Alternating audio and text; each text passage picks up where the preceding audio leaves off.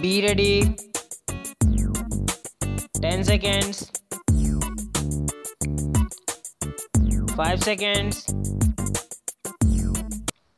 Start. Madam Chairman, we in the House belong to different political persuasions. We have differences of opinion in the approaches in the defense matters by the government on particular defense programs. But there has always been and there is today also a rare unanimity among all members in our affection and respect for the fighting men of the defense forces, whether they be in Siachen Glacier, whether they be in our desert frontier, whether they are on the high seas or fighting in the air. My senior colleague, the Defense Minister Shri Sharad Pawar, during the last 2 months after taking charge, visited the remotest fronts of our country, where our Jawans are in a state of readiness, including Siachen, and participated in naval exercises. He has also taken pains to visit our workers in our defense production units and scientists in the research and development units who are giving able support to our defense effort. Madam, we are aware of the de-escalation of tensions in the world, the receding of the possibility of a nuclear war, largely due to the sport-making initiative taken by leaders like Gorbachev. But then, as far as India is concerned, we have to live with the geopolitical regional situation and our threat precipitation in our immediate environment, which are of an extremely serious nature. We are aware of these threat precipitations. We are aware of Pakistan's nuclear capability and programs, and we are aware of the rate at which Pakistan is arming itself, the way they are acquiring more sophisticated arms from the United States, China, and even the reported acquisition of Iraqi tanks from Saudi Arabia. We are all only too much aware of their involvement in destabilization of our country in Jammu and Kashmir and Punjab.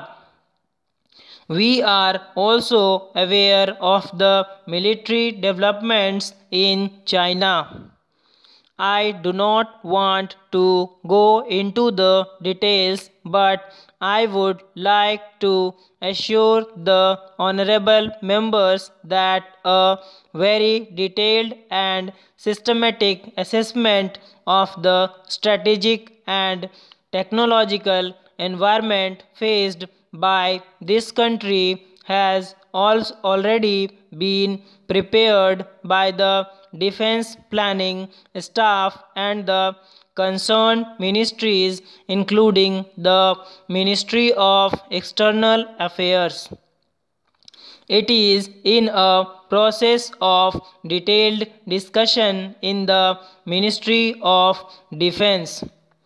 After finalization of this document, it will form the basis for determining our principal security objectives and planning strategies in our defense during the 8th. I, as the Minister of State in the Ministry of Defense, had recently an opportunity to visit the Soviet Union and chair a meeting on Indo-Soviet defense cooperation that was 2 or 3 years before the happenings there. The coup we had very useful discussions, and I am happy to say that out of the 13 major issues which had to be sorted out with the Soviets in relation to the supply of spares and equipments and also continuing new programs, more than 10 issues were satisfactorily resolved and protocols entered into. The discussions were very cordial and productive. I would like to assure you, Madam Chairman, and through you, the House, that Indo-Soviet friendship and cooperation has been built on the strongest foundations by Pandit Jawaharlal Nehru and our national leaders for the last 40 to 45 years. This cooperation will be pursued. I would not like to say dependence on the Soviet Union as far as our amendments, equipment, or technology is concerned, but I would like to say that this cooperation is based on mutual respect. This is not a friendship between two peoples, two governments. This is a friendship between two nations who represent 1 billion people, or 1/5 of the entire humanity. We are very sure, and that is the signal we are getting from the Soviet Union also, that the Indo-Soviet friendship across the entire gamut or spectrum of cooperation we have painstakingly built over the years will continue, and the Indo-Soviet defense cooperation will be an integral part of it. India shall do everything in its part, and the Defense Ministry shall take such approaches as to strengthen this cooperation, and we hope that we will get complete reciprocity from the Soviet Union. This is not to say that we will not keep our windows open to the world. This is not to say that we will in any way compromise our defense preparedness in relation to the necessity of getting stores, getting equipments, modernizing our armed forces. At no stage will our defense preparedness be compromised.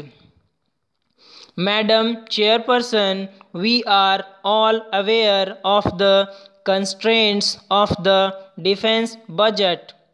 It is a part of the constraints of the overall budget of the nation.